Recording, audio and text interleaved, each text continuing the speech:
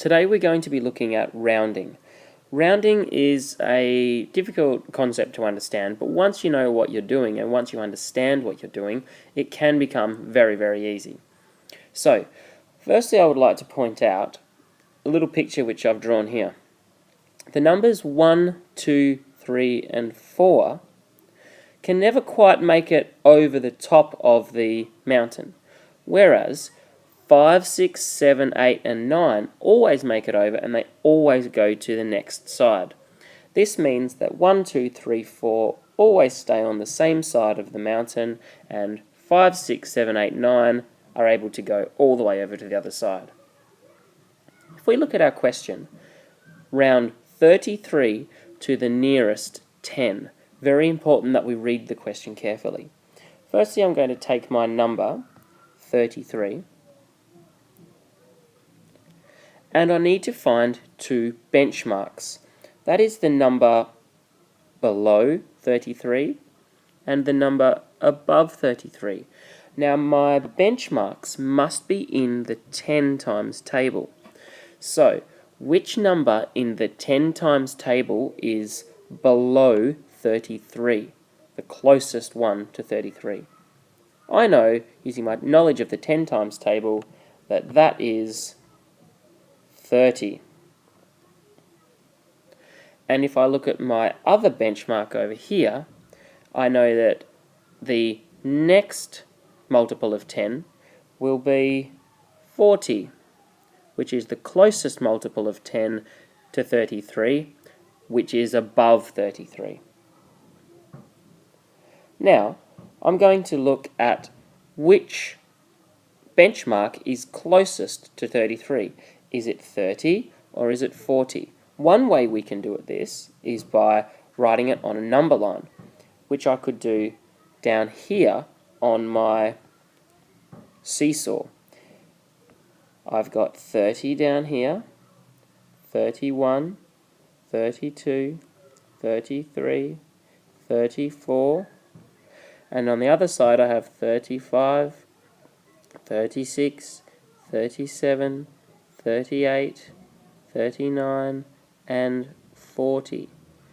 If I look at 33, I can tell that it's on this side of the seesaw, so my answer is going to be 30. Or, I could look up here at my question, and I see that it says round 33 to the nearest 10.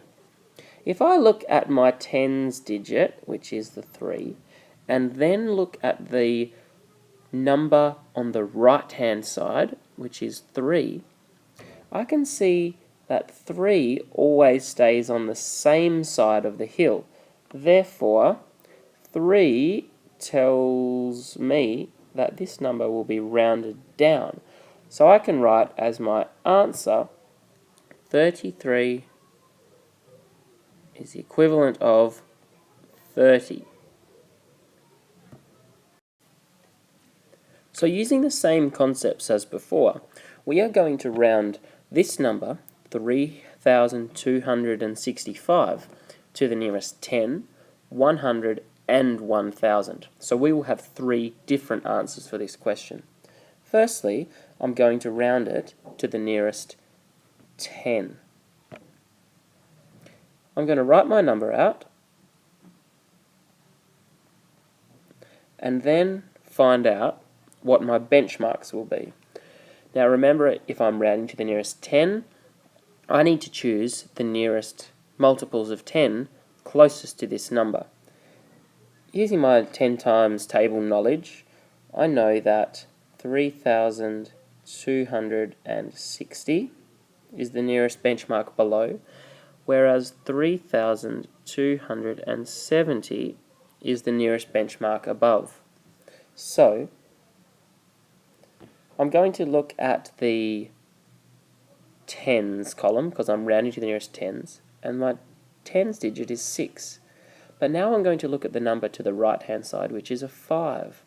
Remembering that 5 always goes over to the next side of the hill, 3,265 rounded to the nearest 10 is going to be 3,270. And I need to remember that the 5 is telling me that I need to round up. Now, rounding to the nearest 100, I'll write my number again, 3,265.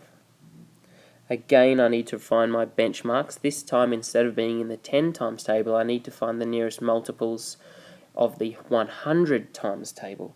So on this side, I will have 3,200 is below, and above is 3,300. Again, if I'm rounding to the nearest 100, I look at my hundreds column, look at the number to the right, which is 6. 6 goes over the hill also, so I know that 6 will tell me to also round up. 3,265 rounded to the nearest 100 equals 3,300. Now we move on to the last part of this question, which is round 3,265 to the nearest 1,000. Firstly, I'm going to write my number, same step as always to begin with, 3,265. This time my benchmarks have to be in the 1,000 times table, and I know that 3,000 is the multiple which is below, and 4,000 is the multiple which is above. If I have a look at my 1,000 column, and then look at the number to the right-hand side, 2, I remember, always stays on the same side of the hill. So 2 is going to tell me to round down. Therefore, my answer will be 3,000. If you need any more help with problems like this, take a look on page 15 of your textbook.